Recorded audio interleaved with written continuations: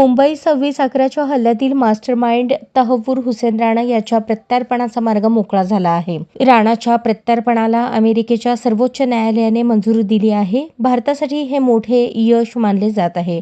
2008च्या मुंबई दहशतवादी हल्ल्याप्रकरणी राणाच्या प्रत्यार्पणाची भारताने अनेक दिवसांपासून मागणी केली होती. राणावर मुंबईत येऊन रेकी केल्याचा आरोप आहे. यासोबतच त्याच्यावर लष्कर आणि ISIसाठी काम केल्याचाही आरोप आहे.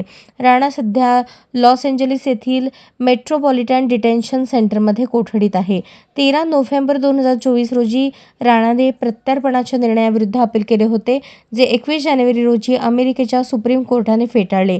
यापूर्वी त्याने सॅन फ्रान्सिस्को न्यायालयात अपील केले होते, जिथे त्याची याचिका फेटाळण्यात आली होती. दोन्ही देशांमधील प्रत्यार्पण करारानुसार त्याला भारतात पाठवले जाऊ शकते, असे अमेरिकन न्यायालयाने आपल्या निर्णयात म्हटले आहे.